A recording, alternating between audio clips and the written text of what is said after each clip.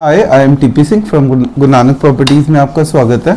आज अगेन कुछ important information देनी थी मुझे, दैट्स वाई मैं शूट कर रहा हूँ। आज का मेरा शूट रिलायंस में कुछ फ्रेश प्लॉटिंग आने वाली है और डेट भी बिल्कुल नज़दीक आ चुकी है। उम्मीद करें कि मिड ऑफ जुलाई या फिर जुलाई लास्ट तक ये प्लॉटिंग आने वाली है दरियापुर में। दरियापुर जो कि ढांसा बॉर्डर दिल्ली के बिल्कुल क्लोजेस्ट है, और आपको पता है मेरे सब्सक्राइबर बहुत सारे रोहिणी एंड पूरी दिल्ली में फैले हुए हैं। तो 8000 सब्सक्राइबर हैं मेरे, जो कि ऑलमोस्ट दिल्ली रीजन्स में ही हैं। तो वैसे सोनीपत में भी अब धीरे धीरे बढ़ने शुरू हो गए हैं, बट दिल्ली के लोगों को जो प्लॉटिंग है वो दिल्ली के पास ज़्यादा अच्छी लगेगी, इसलिए रिलायंस स्मिथ सिटी में अब हम एक ऑप्शन खोलने जा रहे हैं। उम्मीद है कि 3 फेसेस में हम ये दरियापुर में प्लॉटिंग लॉन्च करने जा रहे हैं मिड ऑफ जुलाई में। मैं फिर दोबारा बता दूं, ये केएमपी के बिल्कुल पास में है और ढांसा बॉर्डर, अगर हम नजफगढ़ से, उत्तम नगर से नजफगढ़ से होते हुए जाएं तो ढांसा बॉर्डर आ जाता है। ढांसा बॉर्डर से बिल्कुल पास ही ये प्लॉटिंग है और केएमपी से कनेक्टिव। तो ये जो प्लॉटिंग है दिल्ली वालों के लिए हॉटेस्ट प्रॉपर्टी बनेगी, क्योंकि दिल्ली वाले चाहते हैं कि वो दिल्ली के पास ही कोई प्रॉपर्टी ले लें।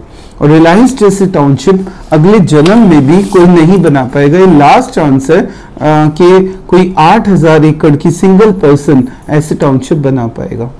अंदर ही स्कूल्स, अंदर ही हॉस्पिटल्स, अंदर ही दुनिया भर की फैसिलिटीज रिलायंस देने जा रहे हैं। मैं आपको, और इसकी प्लॉटिंग लॉन्च उम्मीद है कि 90 के रेट पे लॉन्च होगी। अभी हमें एग्जैक्ट नहीं पता, वैसे 80,000 का रेट अभी भी चल रहा है रिलायंस का।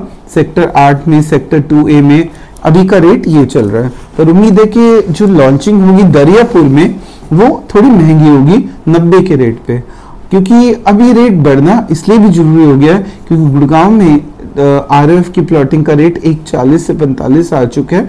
तो उसके हिसाब से अगर हम कंपेयर करें, गुड़गांव एंड रिलायंस का डिस्टेंस कम है और काम फुल स्पीड पे चल रहा है। उम्मीद है कि 1 साल के अंदर अंदर अगर गैप वो फिल कर देगा। और मैं आपको बता दूं, एक दिन ऐसा आएगा, आप भी यहाँ पे, मैं भी यहाँ पे, गुड़गांव से हाई रेट्स पे ये प्लॉटिंग मिलेगी, क्योंकि जो फैसिलिटीज लोगों को एक ही जोन के अंदर मिल जाएंगी, वो गुड़गांव में तो एक सोसाइटी है, उसमें आधी फैसिलिटी मिलेंगी, आधी बाहर जाना पड़ेगा उसको, स्कूल के लिए बच्चों को बाहर। यहाँ तो एक ऐसी इंटीग्रेटेड टाउनशिप लॉन्च कर रहे हैं जो अंदर ही स्कूल्स, अंदर ही हॉस्पिटल, अंदर ही सारी चीजें, तो अंदर ही काम भी, इंडस्ट्रियल भी अंदर ही। तो मतलब वहीं पे ही घूमते रहो। इतनी बड़ी टाउनशिप है, सुबह निकलोगे शाम तक भी घर नहीं पहुंच पाओगे, मतलब इतना ह्यूज एरिया उसके पास, अंबानी के पास है।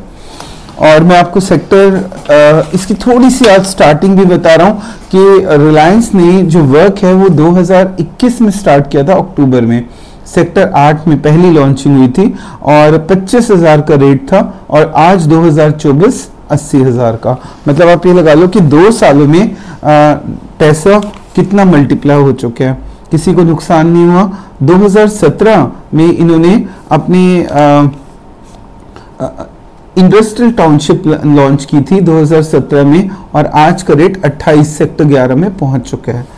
एससीओ लॉन्च किए थे 2022 में 55,000 के रेट पे, और आज का रेट 2.5 लाख रुपए है, और एससीओ मिलते नहीं है। यही एससीओ आने वाले टाइम में शॉप कम ऑफिस आपको सेक्टर 8 में देने को मिलेंगे, जिसमें बीकानेर स्वीट्स, दुनिया भर के ब्रांड्स साइन होने जा रहे हैं। पॉकेट 8 में अभी जो इन्वेंट्री है, टोटल 6 पॉकेट है, सब फुल हो चुकी हैं। एल पॉकेट में तो घर भी बनने शुरू हो गए हैं, बट अभी अगर हम बात करें सेक्टर 8 की, तो ई ब्लॉक में कुछ इन्वेंट्रीज नहीं आई थी, वो हमारे पास पड़ी है। मैं आपको बता दूं सेक्टर 8 में रिलायंस क्या क्या बनाने जा रहा है, आप सुन के हैरान हो जाओगे। रिलायंस 8 एकड़ का मॉल बनाने जा रहा है अंदर ही, 8 एकड़ का मंदिर, 2 स्कूल्स, 4.5 एकड़ और 3 एकड़ का 2 स्कूल्स बनाने जा रहे हैं। 20 से 30 पार्क्स अंदर ही, पेट्रोल पंप अंदर ही, 3.5 एकड़ का, शायद इतना बड़ा क्लब हाउस, ज्यादातर 40,000 फीट का होता है। उसका जो एरिया, इतना broad area, 3.5 lakh square feet एकड़ का क्लब हाउस बनाने जा रहे हैं। 21 एकड़ का अफोर्डेबल हाउसिंग ये लॉन्च करेगा सेक्टर 8 के बिल्कुल पास में, शॉपिंग सेंटर्स, कम्युनिटी हॉल, सब कुछ रेडी कर रहा है। तो सोचो आप, अगर एक पर्सन इतने सारे काम टाउनशिप के अंदर ही कर देगा तो आपको घर बाहर जाने की जरूरत क्या पड़ी।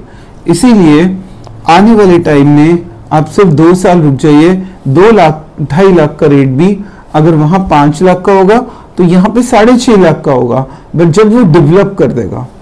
सो अंबानी की सिटी में बाइंग बंद मत करो, बाइंग करते रहो, क्योंकि रेट, और अपने प्लॉट को मत बेचो क्योंकि यहाँ पे रेट हाई राइज होनी है।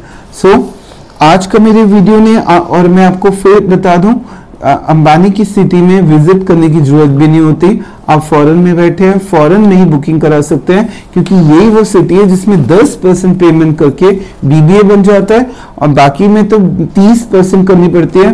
रिलायंस में 10% दो। आपको मैं तरीका बता दूं रिलायंस में प्लॉट बुक करने का।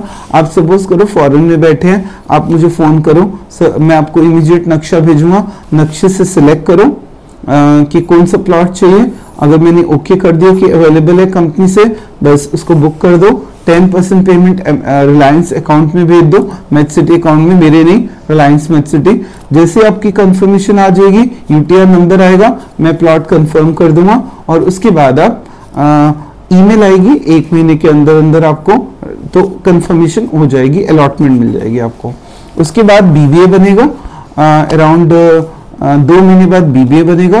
बीबीए के बाद आप you are the owner of the plot, और उसके बाद आप अपनी बाकी की ईएमआई दीजिए। 2 साल लगेंगे जो भी नई प्लॉटिंग आती है उसको डेवलप होने में। इन दिस वे 10% और मान लो 20% पैसे हैं, प्लॉट के मालिक बन गए। 80% का लोन कोई भी बैंक कर देता है रिलायंस के प्लॉट्स में। तो ये एक तरीका था प्लॉट लेने का। अब मैं आपको बता दूं, अगर आपने दरियापुर में बुकिंग करानी है, जो कि मैं आपको बता दूं 3 फेज में निकलेगी। अभी उम्मीद कर रहे हैं कि 90 का रेट आया तो फेज जो सेकंड फेज में दरियापुर में रेट आ जाएगा 1 लाख का, और शायद उससे भी ज्यादा का थर्ड फेज में। उम्मीद हम ये मान के चल रहे हैं। सो रिलायंस में पैसा लगाना मत रोको। मारुति का इम्पैक्ट 2 जगह होगा, सोनीपत और रिलायंस मेट सिटी अगले साल। और रिलायंस को इटसेल्फ किसी की जरूरत नहीं है। एससीओ में मुझे थोड़ा सा डाउट था कि जल्दी बन जाए, फुल स्पीड काम चल रहा है। उम्मीद है कि अगले साल हम एससीओ भी आपको प्रोवाइड कर देंगे। So thanks for watching my video.